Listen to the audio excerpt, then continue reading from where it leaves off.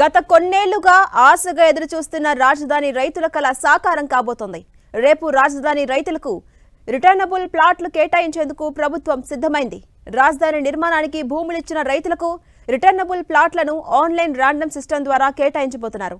రేపు విజయవాడ సిఆర్డీఏ ఆఫీసులో జరగబోతున్న ఈ లాటరీలో రాజధానిలో 9 గ్రామాల రైతులకు రిటర్నబుల్ ప్లాట్లను కేటాయించబోతున్నారు అధికారులు. అలాగే ప్యాకేజీ బ్యాలెన్స్ కూడా చెల్లించబోతున్నారు. ఇక ఇదే అంశంపై మరిన్ని అప్డేట్స్ మా ప్రతినిధి జయరాజ్ అందిస్తారు. జయరాజ్,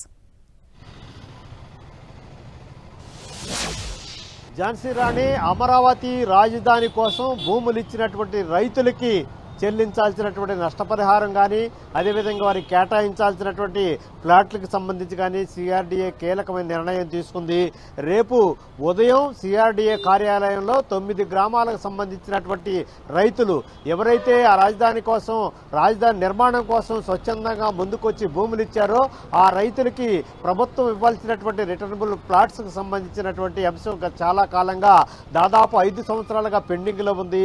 వారి భూములు ఇచ్చినటువంటి రైతుల గురించి కానీ, వారికి సంబంధించినటువంటి అవసరాల గురించి కానీ గత ప్రభుత్వం ఎక్కడ కూడా పట్టించుకోలేనటువంటి పరిస్థితుల్లో ప్రభుత్వం, ఎన్డీఏ ప్రభుత్వం రావటం, అమరావతి రాజధాని నిర్మాణానికి కావాల్సినటువంటి ఏర్పాట్లన్నీ కూడా చకచకా జరుగుతున్నటువంటి నేపథ్యంలో మొత్తం మీద 9 గ్రామాలకు సంబంధించినటువంటి రైతులకు ఇవ్వాల్సినటువంటి రిటర్నబుల్ ప్లాట్స్కు సంబంధించినటువంటి వ్యవహారం ఒక కొలిక్కొచ్చింది.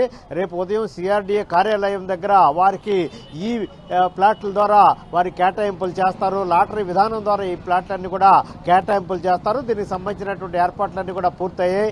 మొత్తం మీద అమరావతి రాజధాని నిర్మాణానికి అమరావతి ప్రాంతంలో ఉన్నటువంటి 29 గ్రామాల ప్రజలు 34,000 ఎకరాల భూమిని స్వచ్ఛందంగా ముందుకొచ్చి ఇచ్చినటువంటి నేపథ్యంలో గతంలో తెలుగుదేశం ప్రభుత్వం హయాంలో ఈ ప్రక్రియ అంతా కొనసాగింది. ఎవరైతే స్వచ్ఛందంగా భూములు ఇచ్చారో వారికి వివిధ ప్రాంతాల్లో వారికి తిరిగి ప్లాట్ల రూపంలో ఆ స్థలాలు అప్పగించేటటువంటి ప్రక్రియ చేపట్టారు. మొత్తం మీద 20 గ్రామాలకు సంబంధించినటువంటి రైతులు ఎవరైతే భూములు ఇచ్చారో వారికి ఇచ్చారు. మరొక 9 గ్రామాలకు సంబంధించినటువంటి భూములు ఇచ్చిన రైతులకు ప్లాట్ల కేటాయింపు జరగలేదు. ఆ పెండింగ్ ప్రక్రియ అంతా కూడా ఎన్డీఏ ప్రభుత్వం అధికారంలోకి వచ్చిన తర్వాత అంతా కూడా పూర్తి స్థాయిలో సర్వే జరిగింది, నిర్ధారించింది.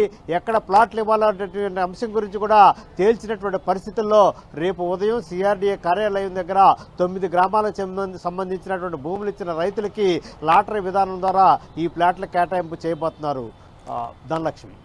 Right, thank you Jayaraj.